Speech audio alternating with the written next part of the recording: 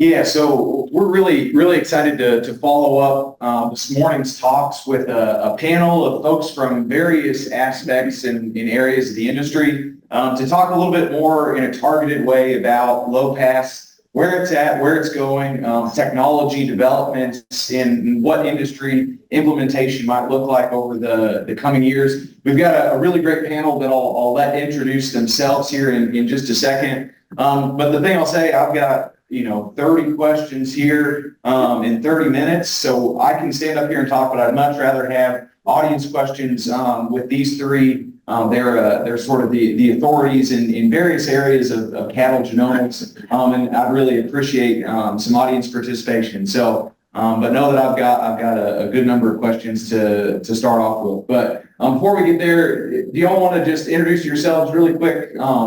Who you are, where you're from, and your background in the cattle genomics industry, and particularly how you've gotten involved with low pass in sort of the conversation we're about to have today.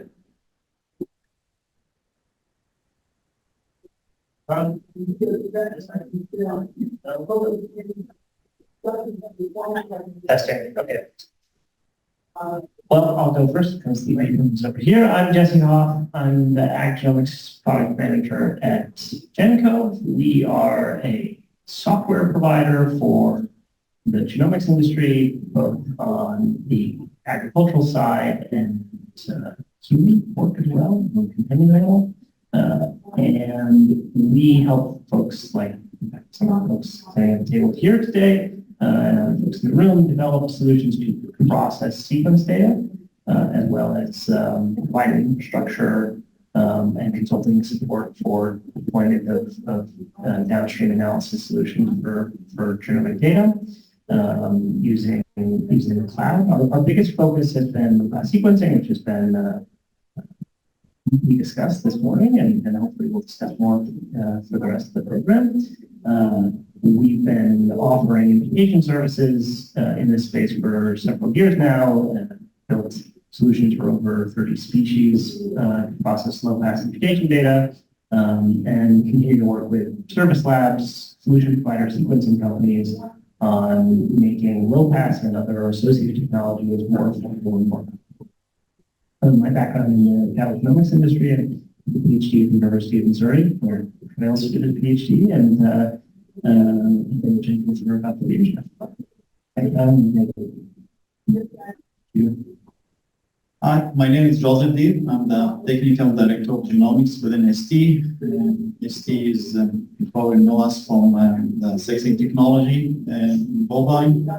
And we also are very active in the genetics and genomics area. I'm leading the genomics team evaluation and from our in-house evaluation and the implementation of new technologies into our program, I am on that capacity, so I see also the implementation of sequencing and more specific talking about low-pass sequencing as part of the tools we use in the evaluations. And we got introduced to the technology through my friend here on my left, and been doing that for about 2 years now. So I'm very happy with the services. It's I'm happy to share some of those thoughts and lessons we learned along the way. Thank you. Great. So I'm Stewart Bauck, and I'm retired. An old man that has had a little bit of experience in this area. Most of you would have known me from my days with Neogen. Maybe if you'll bear with me for 1 second, I'm gonna give you a little bit of background and experience as to my interest in this. So in 2019, Matt, in the fall of 2019, Archie Clutter and Matt Spangler and John Pollock and Larry Keane and a few of us met, and we were introduced to Joe Pickrell then, who was the CEO of Gencove. And the US Mark guys were showing their very first preliminary results of their low-pass sequencing initiatives.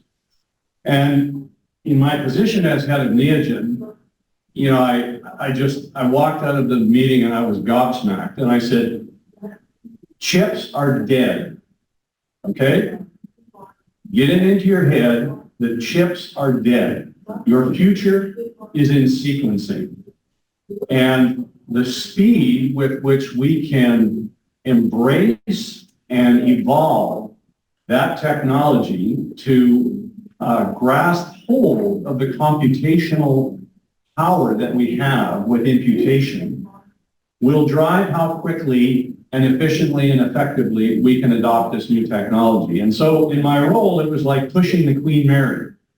You know, those of you that know GeneSeq know that it's a beast, you know, and it processes a lot of chips. And if you want to turn the Queen Mary, you have to push it very hard. And so we began that process of pushing the Queen Mary because I truly believe that this is your future. There are going to be, Troy, a myriad of pitfalls that are out there, but cumulatively, we will be able to address all of them to deliver, you know, 1,000-fold more data for the cost of what you're paying today for a chip. What I saw immediately, Troy, was we don't have the genetic prediction models to use this data. So Matt, what did I tell you? You guys have to figure out new genetic prediction models to use this new data. Steve Cashman is like where we were in 2008 at the BIF in Calgary when we had 50K data and Steve said, well, we're going to, you know, get the, you know, genome, like an A matrix and we're going to blah, blah, blah, blah.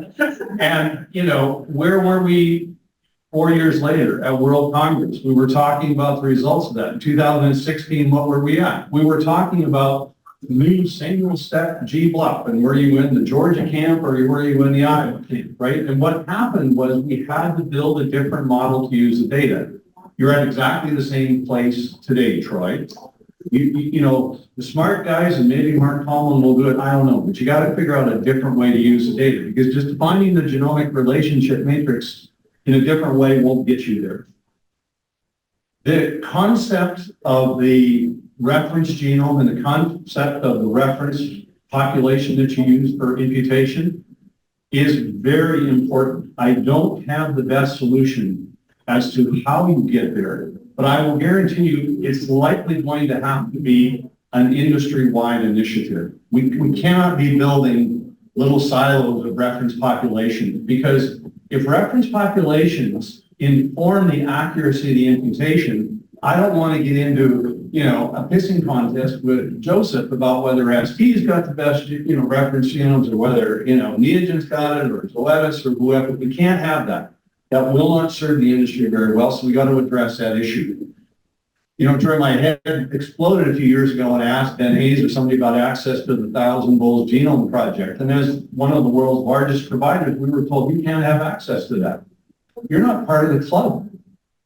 You know, how can you be a service provider and not be given access to the tools? You know, we're going to get that. You have to do this. You know, the industry and the people that are in this room have to address this because they're going to be important in how you do that. The other thing that's going to be really important, and for the breed association people, is you're going to get different data from time to time. Genotype will change depending on the reference population. And I know how much breed associations love when genotypes change on an important animal in their pedigree. They think that's a really fun deal, right? And so you got to figure it out, you know. And so one of the things that we did was, you know, we started to amalgamate technology. So we have low-pass sequencing, but built into that, we also have hybrid capture. So I don't know, JR, I think there's probably 700 or 800 locations where we're not relying on, or Neogen's not relying on low-pass sequencing. We're actually getting sequence coverage 15x or greater. So we're actually calling that genotype. Why is that important? Because when it comes to parentage genotypes, you don't want to be imputing parentage genotypes. You want actual call, right? When it comes to defect testing, you don't want imputed defect, you know, test results, right? You want the actual results. So, you know, we're going to have to figure out some hybrid models in there. And when you do that hybrid capture, what are you doing? You're eating up sequence reads that would otherwise be used for this. The Spectre is great. When we put a chip, how many samples can we run on a chip, right? What's the maximum? 100. If I'm filling a flow cell with samples for low-pass sequencing, how many samples can I run at a time? 1,500.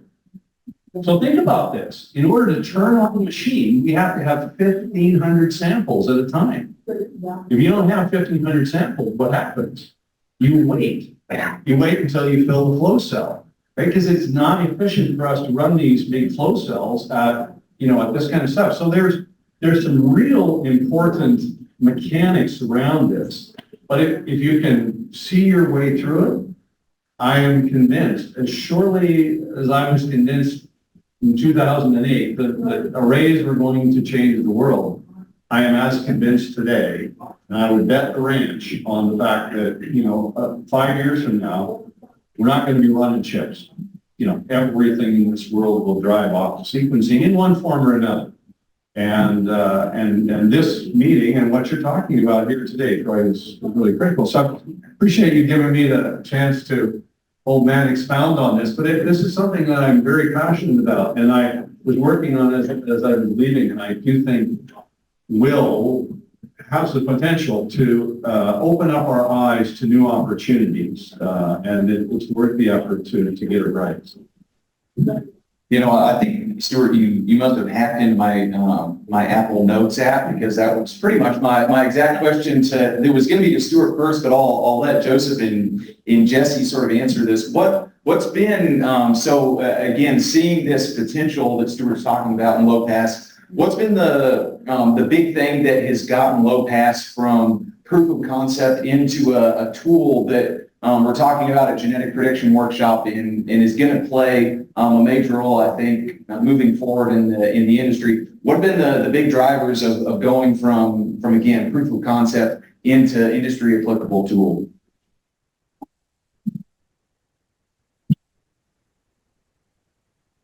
Yeah, so good question. I think you hit on most of those points with your speech, and Stewart also touched on those things. Sequencing is not extension of genotyping, right? It's in you get to the end of the line, yes, you are basically dealing with the genotypes, right? The difference is that the complication of the process, the entire process itself is very different and needs different level of knowledge and experiences, right? Genotyping is very forgiving, right? I can build a lab in my garage, right? When we start doing some sequencing, I joke with our technicians that I can tell what the technician had for lunch that day, right? Because I will have reads from different species that we didn't sequence, right? We sequence bovine, I get porcine, I get chicken, I get all those sort of things. So if you are not aware about the sensitivity of the technology and that level of experience you need to handle it, you cannot handle it. Add to that all the bioinformatic and on top of that, and you touch on the storage and managing data, manage that in a way that makes sense to you, right? With genotyping, been genotyping for years and years and years, we didn't fill that much with the hard drive. Over a year and a half, we filled 500 terabytes of hard drive. And we already put an order for another 700 terabytes just to store some of the basic files that we allow us to do the analysis. So it takes genotyping to completely different level. What Stewart was saying is also correct in terms of where we're going in the future. So genotyping got us from point A to point B very fast and very efficiently, right? So we improve the accuracy of the genomic predictions. We do predictions very early at time, right? The animal is born, or in the bovine world, we typically sample or take like amnio samples from the animal before it's born, and we genotype those cells, and we know the genomic potential of that fetus before that animal is born. that reduced generation interval that is moving delta G faster and faster than we ever dreamed, right? I mean, thinking back about when we were in 2008, 2009, this is dream come true, amazing progress this community have done. So taking that to the next level is not trivial, right? This huge step, we passed that huge step in genotyping, but taking that to the next step using high definition genotyping or sequencing, low-pass sequencing is one flavor of whole genome sequencing, is not trivial. It depends on that and the uses and how you want to use that information. Some people mentioned if you're only interested in genomic prediction, probably you don't need more than 50,000 markers, right? The accuracy of the prediction probably won't change that much, right? If the cost, if you add into your cost 20% more, I would question if I need to absorb that cost for another 1% improvement in the accuracy of my prediction, right? At the end, my tool will have progeny, and those progeny will feed information to the breeding program, and very quickly you get very accurate prediction on the genomic breeding value of that animal. I don't need to absorb the additional cost of sequencing. But that's genomic prediction is one flavor of genomic progress, right? You can talk about, if you identify mutations that affect certain traits, you can do marker selection on those and eliminating those certain mutations in the population. And of course, the other extension of genome selection is do genome editing, right? So you have more targeted regions, you can actually feed into the genome editing pipeline if you look at that, if you're in that. So yes, sequencing definitely is going to be the future. Is it 2 years, 4 years, or 5 years? 5 years ago, everyone said it's 5 years. So it's still 5 years in the future. I'm not that convinced it's coming that soon. I think a lot of things have to happen before we actually can afford, we can allow ourselves to take that next step. So back to your question of what has enabled us to get to this next step forward, and probably 3 things jump out to me. One is the advancement in the sequencer technology. You mentioned this in your talk. We've seen major product movements in the space. We had a monopoly on sequencing instruments driven by Luna for a while.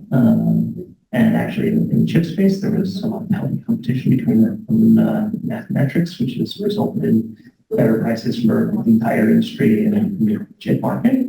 And in the last few years, Luna's patent control of the sequencing space has eroded, and now we see several different technologies that have seen the price of sequencing fall from where it was in 2016 or $10 a gigabase to now several commercial offerings with instruments installed in labs that are offering prices of $2 a gigabase or less.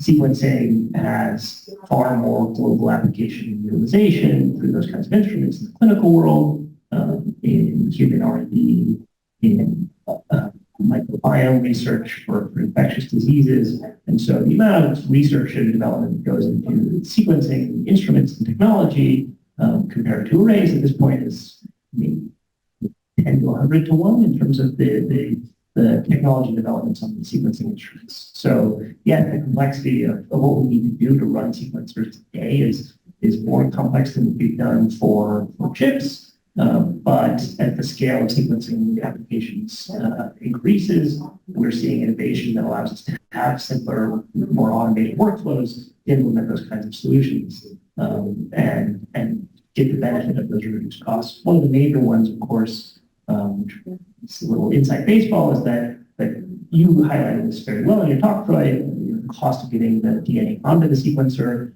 typically used to be $30 or $40. One of the things that the industry has gotten good at in the last 5 to 10 years, more like 5 years, is getting that cost down to under $5. We expect innovations in this year after all these new sequencing instruments come out that will enable us to build that kind of library for under $2, so less. So we're quite confident that, as Stewart said, sequencing will be the most affordable genotyping solution in the very near term, and it already delivers more data. The second challenge that you mentioned is processing the data. Cloud infrastructure is critical for managing that. That is a novel area and a novel set of tools for a lot of this industry. But over the last 12 years globally in IP processing, cloud infrastructure has become default. If you want to run a lot of data on a regular basis, you need to use somebody else's computer at a third-party site. It's much more economical to pay a centralized service to manage your computing infrastructure than manage that kind of resource internally. And with the scale of the data that we're now generating, you talked about the challenge of storing a couple of gigabases of data per sample. And the reality is that the cost of that stored in a third-party service like Amazon or Microsoft's services is pennies per year. And you need to have the IT infrastructure to support that. So as the scale of sequencing increases, we need to continue to innovate our ability to utilize that kind of infrastructure to quickly process genotype data and store it in the cloud. Trying to continue with local storage solutions, I think Canada is not viable. So we've been able to implement those kinds of workflows and make it happen. And I think then the third thing is trying to meet the industry with what its needs are. So delivering the equivalent to a 50K genotype data set, as well as building out solutions like Stewart was talking about earlier for hybrid capture to get high accuracy genotypes at key traits. We might talk about this more later in the panel, but we mostly focused this morning on genomic selection, but trait identification, the use of structural variation and things like that. We see it all the time when we talk about genetic disease. I'm sure both of these gentlemen can speak extensively to that. A lot of the application value in genotyping is not just predicting milk production or ribeye area. It's detecting diseases, and in fact, a lot of those are related to complex variation that today we don't incorporate a lot of step. So we hope to do that robustly, or we can do that robustly with low pass plus capture, and expect to continue to expand that rapidly. Anything to add, Stewart? So, yeah, I mean, I would say one of the comments that really sort of struck out was the initial accuracy of the imputation. Mm-hmm. I was surprised. I was frankly surprised when I saw it. I thought, we're getting pretty close. So for me, that was a really important takeaway.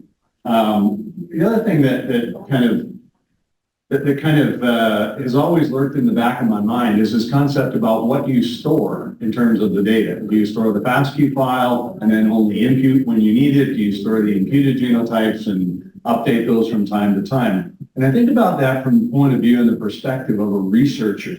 If you could store FASTQ files and then, periodically go in and take a tranche of that data and impute it up to 60 million variants. Imagine, the researchers that are in this room that are collaborating with a breed association or whatever that have a whole lot of phenotypes, and all of a sudden, you're doing research and analysis on animals that, you can create 60 million genotypes, do your research, and then chuck them out, right? And then go in and recreate your 60 million genotypes and then chuck them out. And so, if you think about what that might mean from the point of view of research and development and the opportunities that exist for us to be able to go in and recreate these SNP sets for research applications, it's just mind-boggling to think about what you might be able to do. And, the fidelity with which we'll be able to identify these regions in the genome and maybe even, the specific causes of mutations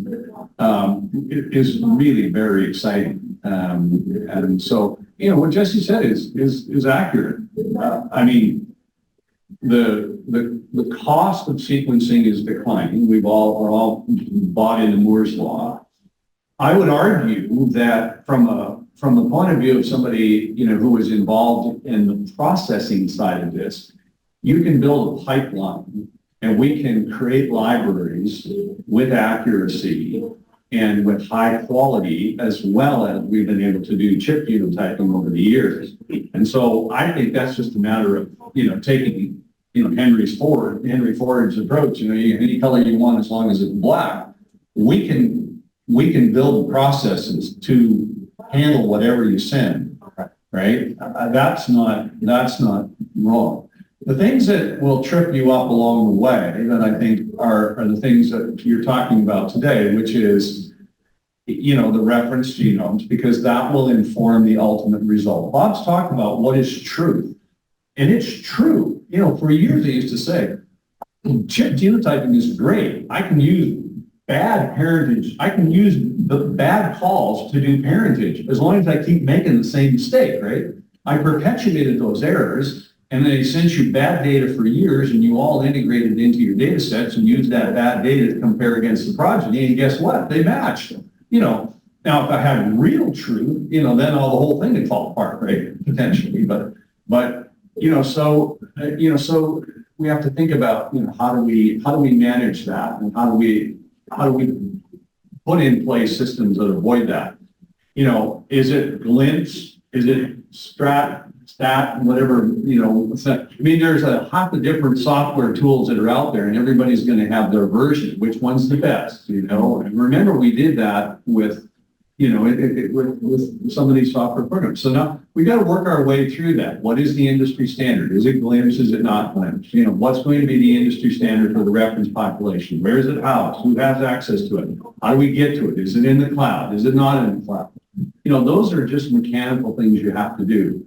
But if you do them, I think the answer is what we're going to get is this stuff works. It really works. Questions from the audience here for these three, either specifically or for the whole group?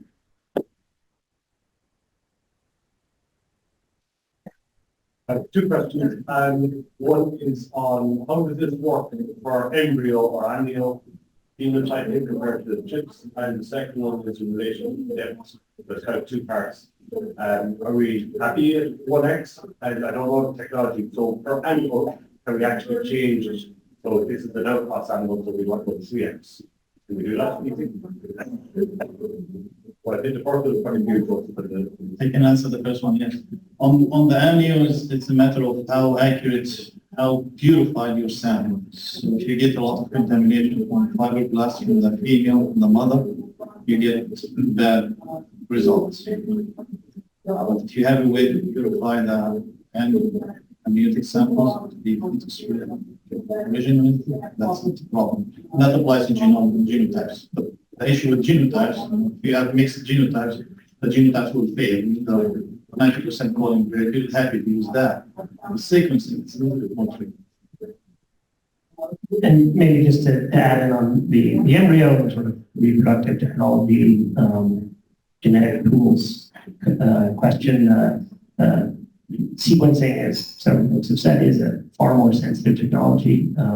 It can be used with lower genetic inputs. The default tool, for example, in human reproduction for basic prenatal testing when a pregnant woman gets the blood drawn and sequencing from fetal DNA that takes place with sequencing, and not the basic technologies that the sequencing reaction is far more sensitive and provides more information for those kinds of readouts, even if you're just trying to characterize karyotypes and things like that. So also for pre-implantation embryonic testing, that is the common default technology used on the human side as well, sequencing. That being said, the workflows look different for embryo production in the bovine world. So, what's the right workflow? How do you get the sequencer in the right place? Does the extraction is library? It's very organization specific. And then your second question was what's the impact of coverage on performance? I can speak for Gencove. We work in a number of different species and a number of different service lab groups, including GeneSeq, and the default solution for cattle has been Apex. We validated that in publications to work quite well. We have done experiments this year where we looked at 0.1x or 0.2x. As Stewart said, there's a challenge on getting the right amount of samples onto a sequencer. So working with some new sequencers that have lower throughput and lower cost just to turn the instrument on, we can fit a good number of samples onto a workflow by targeting more coverage and improving flexibility turnaround time. and still get sufficient genotype imputation accuracy. It's kind of the equivalent of what's historically happened in this industry of developing the 7K array or something like that. And so, there's an easy process to validate the quality of genotype accuracy and the impact of that on GMVs at a given level of imputation accuracy. Changing the workload, as you suggested, on an ad hoc basis may be a little more complicated for a search provider. So, no, I would add a couple comments. Number one is that the question about embryo genotyping or genotyping the amniocentesis, whatever, that is really an important question. And that is one of the things that I think holds out as a possibility of sequencing. As Jesse said, I think, the amount of DNA that's required to go onto a chip versus what's required as input into a sequencing reaction is different. And so I think there is a very real prospect that we will be able to do, manipulation, embryo manipulation, biopsies, and get high quality results out of embryos that are then viable. We can put them into a uterus. So that's a really interesting question, because I think that has some real practical implications in terms of the industry. With respect to the question of accuracy and the X of coverage, I always think about it as kind of like a spaceship, right? And I used to think we're pulling levers, right? So if I have a better reference genome, can I go to lower X of coverage and put more samples, which lowers my cost? Or if I have a poor reference, I need a higher X of coverage, which means I can put less samples into my flow cell, which means I have higher costs, right? So what you have with sequencing is you have the ability to kind of pull levers that can inform the ultimate result. If I want to get a better result, I can go to higher X of coverage. If I go to higher X of coverage, that means fewer samples going on the flow cell, which means higher cost. And am I better to invest in a reference population and really work on making that good so that I can get high quality results off of half X coverage and be confident? Or am I going to have to up the X of coverage? And so as we sat down and sort of thought about that from a practical perspective in terms of what do you deliver as the final cost to the user, those levers that you're pulling from a decision-making perspective in the data flow, in the data pipeline from start to finish, like that really is important in informing what is your final result. So it's a great question, and the answer may not be quite as simple as you think. It may not be just, do I use one breed versus another breed? Do you use a crossbred reference versus a within breed? I mean, those are some important questions that people that are in this room in the scientific community need to address. But the answer is out there, and then you just put them into the formula, and that'll tell you the X of coverage that you need. Yeah, go ahead. Just a comment, don't forget selection intensity versus accuracy for delta G.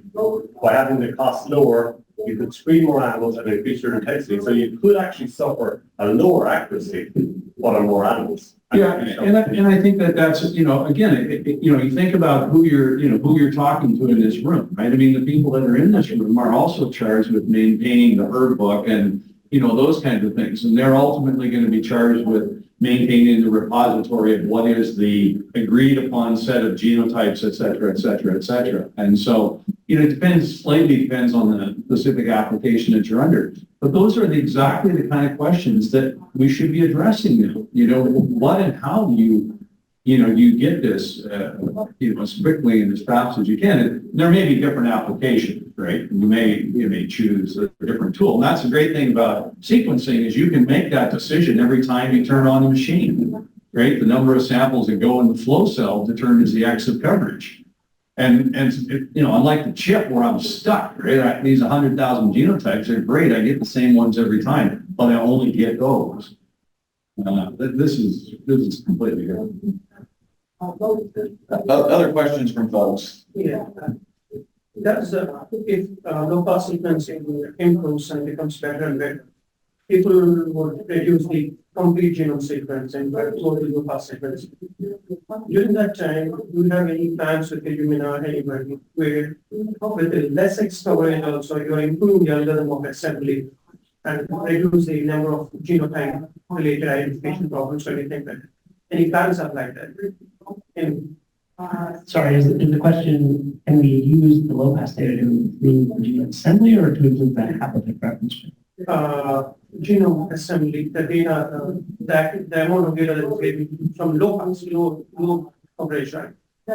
As even now, anybody is planning to then start planning to better the assembly algorithms and reduce the problems in genotype.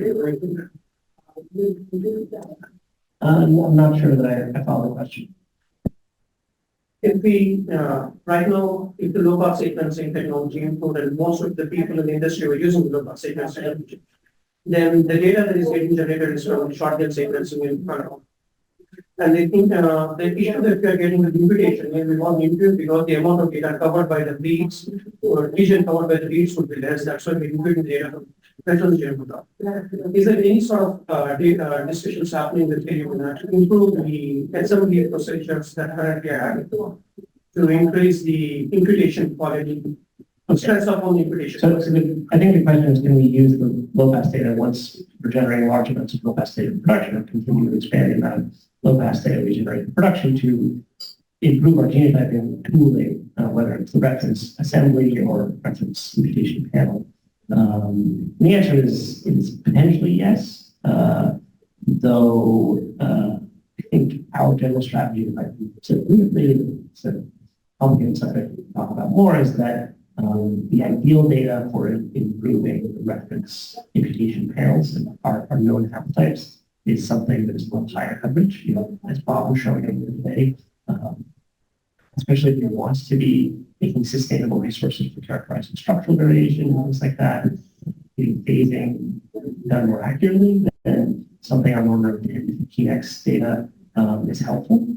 There are ways to use these imputation tools to take low-pass data and better phase and tag novel haplotypes. But I think our workflow that we're pursuing is based on using higher coverage data for that kind of thing. Now, you can use large amounts. For example, you have a bull with 50 offspring or 1,000 offspring. You can take those individuals and identify an mutation in that bull quite easily using low-pass data. No way that you could, for example, right? So the bull has a genomic mutation, creates disease. The low-pass data alone can be used to characterize across that family that mutation. Anyone else want to? I mean, I don't think Illumina has a role in that. I think what you're asking is really, how do we build the best reference genome? And I think that's where the pan-genome can work even others. I mean, they're going to play, from what I saw this morning, they're going to play a vital role in creating the right tools. Yeah, that's not going to be. Not a question, but a comment. I want to comment on something Stewart said. For all the breed association producers in the room, he gave you some very sound advice. I think 2 points. As far as these resources, I think all individual associations will benefit more by figuring out how to work together on this stuff than doing it alone. And then the second sort of thing I would like to leave you with is don't think about what is possible today or in the next year or two. I would encourage everyone to think, where do we want to be in 10 years? Because I guarantee the technology will enable it. That's all. We need to, do we have any time or do we need to break for lunch or what's our? That's lunch from noon to 1 and it's already out. Cold sandwiches, they're sitting there, they're fine. Yeah, take more questions. Did you have something to add to that? Just Just going to repeat the comment briefly, but Bob just encouraging everyone to pool collective industry resources and think about what we can do in 10 years. And certainly, because the technology will enable us to do that. One thing I just briefly add on that second point that we haven't talked about today, Warren had a great list of novel applications of sequence data. One I think is really important, especially as we think more about commercial phenotyping in the beef cattle space, is that we have an opportunity to characterize pathogens with sequencing of it. It's just not possible today. So think about the right tissue type, whether it's monitoring from the nasal swab of respiratory disease pathogens, monitoring from a GI sample collection of the microbiome that affects heat efficiency and conversion or methane emissions. There's a whole host of opportunities in that space because we can generate both the sequencing and genotype the host as well as other things that are in that space. Great. Anything else from the audience before we break for lunch, or we'll start with? I do have a question, right? So, Bob, I appreciate your comments, right? Everybody should work together. And, we're all here and we're in this together and we're going to have the best tools in 10 years. And that's awesome, right? I do. I think if we switched every single animal, whether it's a Hereford animal, a Simmental animal, an Angus animal over to low-pass sequencing, right? We generate a lot of data. We might figure some pretty cool stuff out at 10 years. How do you guys think, what we also need in 10 years? I also need people still participating in genotyping, right? And if it's at a cost point where they're going to have to start selectively genotyping even more than they already do, how do we continue to get them to bet on the come, right, when we don't know what the come is? And so my question is, I'm sure you guys have thought about this, right? I know Stewart and Jesse have heard me talk about this to them. Joseph, I've spared you, right, from these comments until this point. But how do you guys think about that, right? I mean, right now, to me, this is a big research project. And we're making our average beef producers, right, carry out this research project for us. And we've done that in the past, right? But this is a marginal business, right, that they're operating in. How do we keep them in business while getting them to bet on the come, right? That's a hard one for me. So, am I to, and I don't know, I'm not close enough to it anymore. Remember, I'm retired. But is the implication today that the cost of low-pass sequencing is more than the cost of a chip? Is that right? Oh, okay. Well, Absolutely. So the a priori assumption in all of this, and my mission was to ensure that we could deliver a hybrid low-pass sequencing plus hybrid capture for the same price that we would deliver a chip. So it should not be, it needs to be agnostic in terms of that. So the assumption that you have to have going in, Kelly, is that the cost is the same. Yeah. Right? So let's assume that the service providers will get you there. Yeah. I'm confident that, and trust me, they will. I mean, for all the reasons Jesse said, right? I mean, the cost of sequencing will get to a point where it'll be the same as a chip. And so then the question then becomes, as a user, what are you going to do differently with 2 million or 5 million or 30 million SNPs? How are you going to alter or adapt the genetic evaluation so we get more out of it, so that the benefit for the member becomes greater? And that's what gets back to the point I was making earlier, which is we probably are going to have a new form of a genetic evaluation. We'll have to evolve some way to better use this information.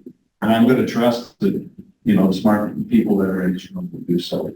So I remain confident that is imminent. Maybe Mark will show us tomorrow or later this afternoon what that is. So I think, I think for me, Kelly, it was relatively simple, and that is it should be transparent to your members. But behind the scenes, they should get a more accurate and more timely result than they do currently. That would be that. Yeah. Get me to the same cost point, and I'll do all kinds of low-pass sequencing for it. I just want to add our thinking on the subject of cost. We see work in human space and the plant space, extremely cost sensitive. Certainly in the livestock space as well. There's been a total sea change in the availability of sequencing instruments in the last couple of years as well.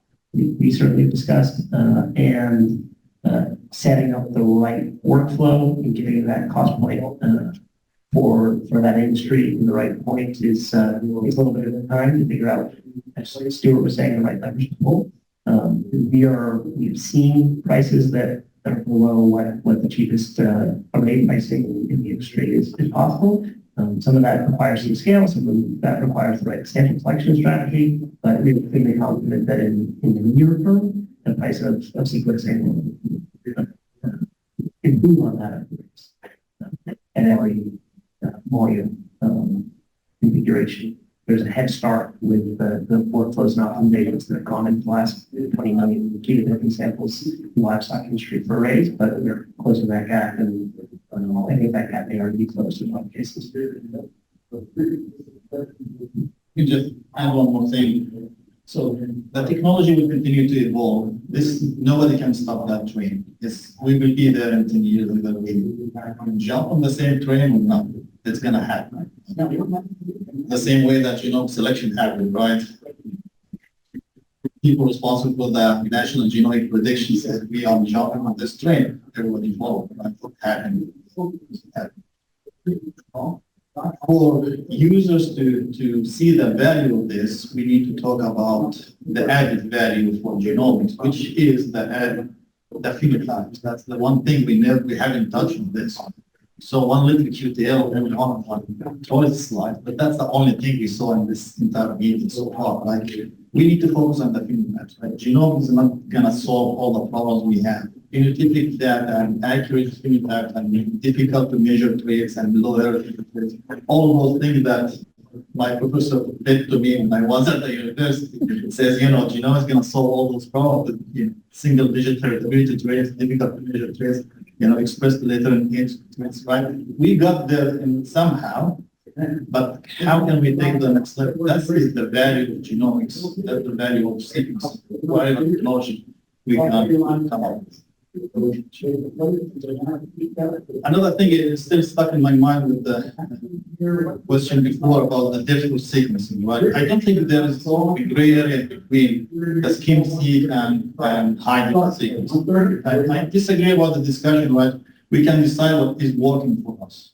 The scheme-seq is working for us, right? If your goal today, if your cost of genotype or sequence is the same as the cost of genotyping, there is no limitation from you to switch today from array genotyping to scheme-seq genotyping. The accuracy of the prediction of the imputation is high enough on almost all the breeds, right?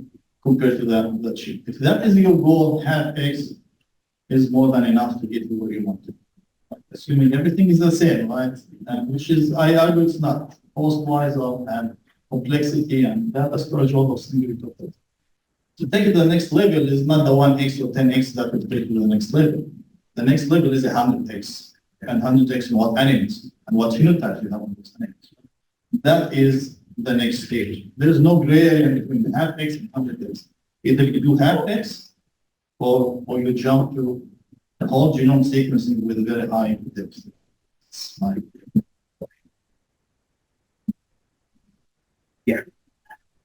Maybe getting into a little bit of what Matt's going to talk about tomorrow, but how do you see taking this technology to the commercial side of the industry and demonstrating the value proposition to them so they get engaged?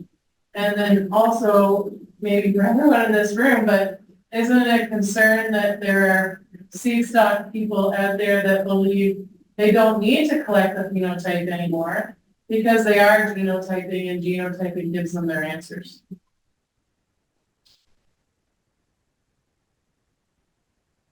I mean, I think that the answer about phenotypes, and Joseph eloquently addressed that issue. I mean, I think everybody that's in this room recognizes that that it's not an either or, right? I mean, we need, and that is the power of this better and more robust genomic data when applied to the phenotypes. We should be able to get better answers, right? So that incentive should not, should not go away. And yeah, I mean, hopefully people keep all of this in perspective.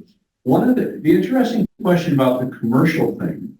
So, and again, I'm gonna to argue a little bit with Joseph here, that the exit coverage becomes important because depending on the application, if I were interested in getting a small set of data on a set of feedlot animals, and I were putting that into a flow cell, I might be able to get down to 0.25x coverage. I could go from half x to 0.25. Well, all of a sudden, I'm putting 3,000 animals into a single flow cell. And if I could genotype or profile a group of animals going into a feedlot for next to nothing, and use that to inform the management decision of those animals, which ones get an implant, which ones don't get an implant, how many days do I feed them? I mean, that's a very interesting value proposition. So as we went through this process, and, Joseph talked about, you're right, I mean, is it 10x or 100x the coverage? But, you start getting into some of these calculations where the cost of sequencing, for the flow cell is cut in half. If I can go from a 0.5x to a 0.25x coverage, well, now all of a sudden I can sequence twice the number of animals. And that, that opens up some interesting opportunities in terms of driving technology down into, the commercial industry. And I those things bear, discussion, at least in my opinion. I'm not a very senior member of this community, but I first came to this particular workshop in 2013. At the time, dairy cattle genotyping had been pretty successfully launched. And my recollection of the discussion at this BIF that December was that there was still some lingering skepticism that there was going to be successful adoption of the beef cattle industry on the breeding side. And frankly, over the next 4 or 5 years, I think the industry adoption greatly exceeded expectation. And to Bob's comment about what the next 10 years hold, there are economic possibilities. There are 30 million beef cattle born in this country every year. And I'm extremely confident before my career is done, we'll be genotyping all of the routine matter management. The cost of that will be extremely affordable. And that will make it easier to solve the phenotyping problem because those animals will both be genotyped and producing the actual phenotype results on grid and feedlot. So we need to find a way to get there. We're going to need better economics to make that work. But I think we're seeing internationally countries moving towards whole herd genotyping in an effective way. But when we think about the quality of data and the complexity of data that we don't yet have the scale to actually utilize from whole genome sequencing, we actually have an opportunity in this industry more so than in swine or poultry or plant breeding to have tens of millions of genotyped animals with phenotypes and actually unlock some of the value of this high density data. I'm confident that's where we'll be in the next 10 years. We'll see much more adoption of commercial genotyping and we'll demonstrate the economic value of that. And once we get there, it will continue to be a virtuous cycle where we're gathering more data as we have consistently had 10 years.